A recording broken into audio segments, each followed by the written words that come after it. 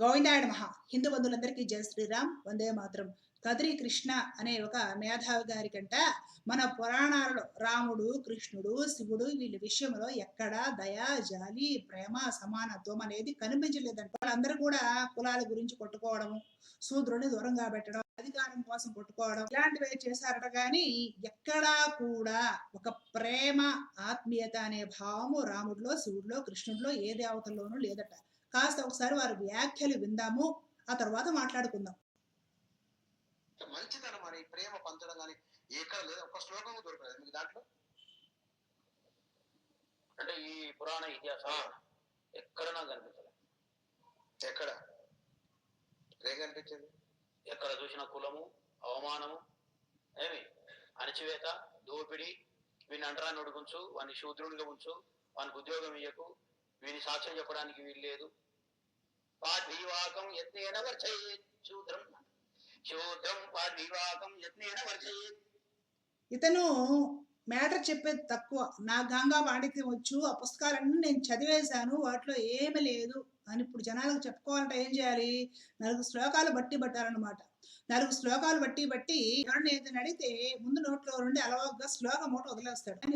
ఇతనికి తోచిన విపరీత వ్యాఖ్యానం చెప్పేస్తాడు. అంటున్నారు కదా, పురాణాల్లో ఎక్కడా కూడా ఇతనికి ఒక ప్రేమ, దయ, ఆత్మీయత కనిపించలేదంట. వాళ్ళని దూరంగా పెట్టాలి, వీళ్ళని దూరంగా పెట్టాలి, వీళ్ళని చంపేయాలి, వాళ్ళని నరికేయాలి, వాళ్ళు మంచి వాళ్ళు కాదు, వీళ్ళు సాక్ష్యం చెప్పకూడదు, లేదంటే అసలు వాళ్ళు మనుషులే కాదు, ఎలాంటివే ఉన్నాయి. ఇంకా ఈ వీడియోలో రాముడిని, కృష్ణుడిని, శివుడిని కూడా ఇష్టం వచ్చినట్లుగా వాళ్ళకు కూడా కులపిచ్చితో కొట్టుకున్నారు అన్నట్టుగా నిందలు చేసుకుంటూ వస్తున్నాడు. ఇప్పుడు పాల సముద్రం మథనం చేసినప్పుడు సముద్రం అంతా కూడా విషం పుట్టింది. ఆ విషపు గాలులకి సమస్త బ్రహ్మాండాలు, జీవులన్నీ కూడా అల్లకలలం అయిపోతాయి, చచ్చిపోతాయి. అప్పుడు ఏం చేశారండి పరమశివుడు? ఆ విషం అంతా కూడా నేరుడికాయ పరిమాణంలో చేసి తన గొంతులో ఇమిడ్చుకున్నాడు. నీలకంఠుడు అని పరమశివుడికి పేరు. అది ప్రేమతో కాదా చేసింది?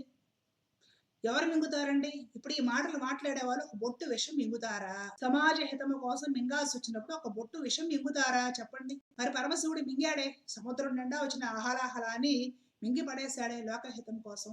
అందులో ప్రేమ లేదా, దయ లేదా, సమానత్వం లేదా, ఆత్మీయత లేదా? ఇతనికి అవేమీ కనిపించలేదంట. రామచంద్రుడు గుహుడితో స్నేహం చేయలేదా? అయోధ్య రాజమందిరంలో దశరథ చక్రవర్తికి పుట్టిన జ్యేష్ఠ పుత్రుడు, రాజకుమారుడు, అలాగే రాజు కూడా.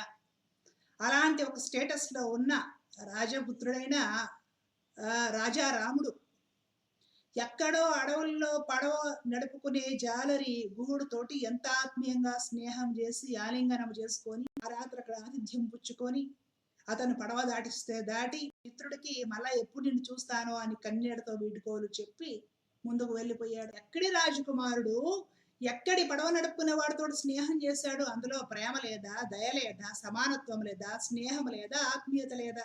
శబరి ఇచ్చిన ఆతిథ్యం స్వీకరించలేదా? ఆమెకు అంత్యక్రియలు చేయలేదా? శబరి గిరిజన స్త్రీ కాదా? ఏమైనా రామచంద్రుడికి చుట్టమా? జటాయుపక్షి చనిపోతే రాముడు ఎంత బాధపడ్డాడు? నా తండ్రి లాంటి వాడు కదా అని తండ్రి స్థానం ఇచ్చి అంత్యక్రియలు చేసి తండ్రికి పిండోదకాలు చేస్తున్నాడు. తానే స్వయంగా కూర్చొని శ్రార్థం జరిపాడే. ప్రేమ కాదా అది? అహల్య మిస్టేక్ చేసి రాయింది. ఆమెను కూడా తన పాద ధూళితో పునీతము చేసి ఆమె తప్పు ఎంచకుండా ఆమెను కూడా తల్లిలాగా భావించి శాప విమోచన చేసి నమస్కరించిపోయాడే. అది ప్రేమ కాదా? వీళ్ళందరి కులాలు ఏమైనా రాముడి కులమా అండి? భీషణుడు కులం ఏమిటి? రాక్షసుడు. వానరాల కులం ఏమిటి? కోతులు. జాంబవంతుడి కులం ఏమిటి? ఎలుగుబంటి. వీళ్ళందరినీ పరమాత్మ దగ్గరికి తీయలేదా? కాకి మీద బాణం వేయడానికి కూడా పరమాత్మ బాధపడ్డాడా లేదా? కాకాభూషణుడి కథలో వస్తుంది. కృష్ణదాసవారి రామాయణం చదివితే తెలుస్తుంది. సరే, ఈ రామచంద్రుడి గురువు గారు కులగురువు వశిష్ఠ మహర్షి భార్య ఎవరండి? అరుంధతి. ఆవిడదే కులము? రాములు వారి కులమా? అరుంధతి ఏ కులం అండి? అందరికి తెలిసిందేగా. రాములు వారి గురుపత్నిని గౌరవించలేదా? ఆయన పాదాల దాకా నమస్కారం చేయలేదా? ఎక్కడా కూడా వీళ్ళకి పురాణాల్లో ఒక మంచితనము, దయా, ప్రేమ, సమానత్వము, ఆత్మీయత ఏమీ కనిపించలేదంట. ఇహ కృష్ణావతారానికి వస్తే, కృష్ణావతారం వచ్చిందే అందరినీ ప్రేమించడానికి. పశుపక్ష్యాదుల్ని, జంతువుల్ని, గోవుల్ని, నెమళ్ళని, పక్షుల్ని, కోతల్ని అన్నిటినీ కృష్ణయ్య ప్రేమించినట్టుగా ఎవరన్నా ప్రేమించారా? ఆ యాదవుల పిల్లలు ఆవులు మేపుకోవడానికి వెళ్ళి చల్ది మూట విప్పి వాళ్ళకి నచ్చిన పదార్థం ఏదైనా కొంచెం నోట్లో పెట్టుకొని కొరుక్కొని అది బాగా రుచిగా ఉంటే, ఇంత రుచిగా ఉన్నది నేను తింటే అలాగా కృష్ణుడికి పెట్టాలని వాళ్ళ నోటి దగ్గర నుండి తీసి అది కృష్ణుడి నోటికి అంటిస్తే ఆ ఎంగిలి కృష్ణుడు రోజు తిన్నాడు. ఆవులను మేపుతున్న రోజుల్లో కుచేరుడు ఎక్కడి నుంచో మూట కట్టుకొని తీసుకొచ్చిన గుప్పెడు మెతుకులు కూడా తిన్నాడే. అటుకులు. మధురా నగరానికి వెళ్ళినప్పుడు ఒక నేతమని చేసేవాడు స్వామికి వస్త్రాలు సమర్పిస్తే తీసుకొని మోక్షం అనుగ్రహించాడు.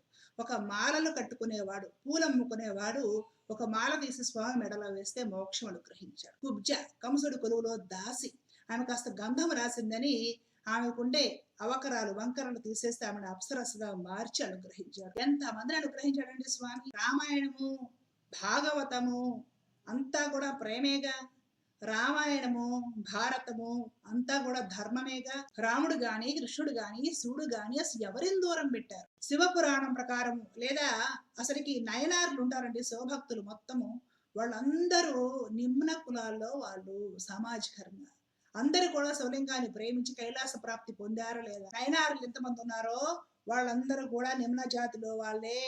వాళ్ళకి పరమశివుడు ప్రకటమయ్యాడా లేదా? ప్రత్యక్షమే అనుగ్రహించాడు కదా. నయనార్లందరికీ శివుడు కనిపించాడు. వాళ్ళల్లో కొందరు శరీరంతో కైలాసానికి వెళ్ళి చూసి వచ్చారు. ఒరే నీ కులం ఏంట్రా, గోత్రం ఏంట్రా, నన్ను పూజించడానికి నీకేం అర్హత ఉందిరా అని అడిగాడు శివుడు. ఆడవారులు ఎవరు? వాళ్ళందరూ కూడా నిమ్న కులాల్లో వాళ్ళే. ఏం భగవంతుడు వాళ్ళకి ప్రకటన అవ్వలేదా, అనుగ్రహించలేదా, మోక్షము కలిగించలేదా? ఎంతమంది భక్తులు ఉన్నారో చరిత్రలో, వాళ్ళలో ఎక్కువ మంది నిమ్న సామాజిక వర్గాల్లో వాళ్ళే.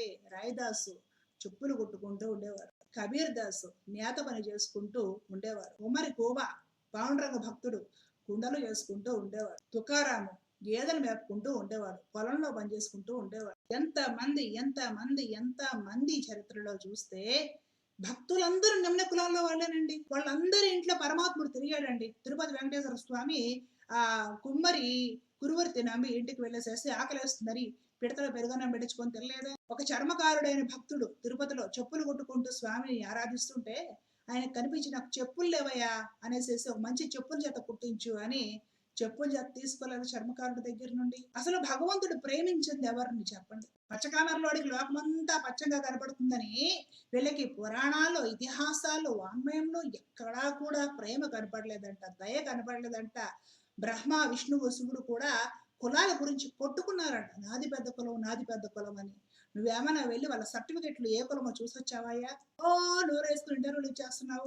వేరే ఇతర మత గ్రంథాల్లో ఎక్కడ నీకు బూతులు కనపడలేదా? నేరుగా మా పుస్తకాలు దొరికాయి నీకు ఇంటర్వ్యూలు ఇవ్వడానికి. వీడియోస్ నేను కాస్త ఆలస్యంగా చూశానండి, ఎవరో పంపిస్తున్నారు నాకు. మరీ అన్యాయంగా మాట్లాడుతుంటే వీడియో చేయకుండా ఎలా ఉంటాయని చెప్పండి. నీకు అర్థం కాకపోతే ఎవరైనా ఒక గురువు గారి దగ్గరికి వెళ్ళి, ఆచార్యుడి దగ్గరికి వెళ్ళి, ఎవరైనా భాగవతోత్తముల దగ్గరికి వెళ్ళి తెలుసుకో, ఇందులో ఇలా ఎందుకు ఉంది ఏమిటి అంటే వాడు ధర్మ సూక్ష్మాలు ఎవరించి చెప్తారు. చక్కగా నేర్చుకో.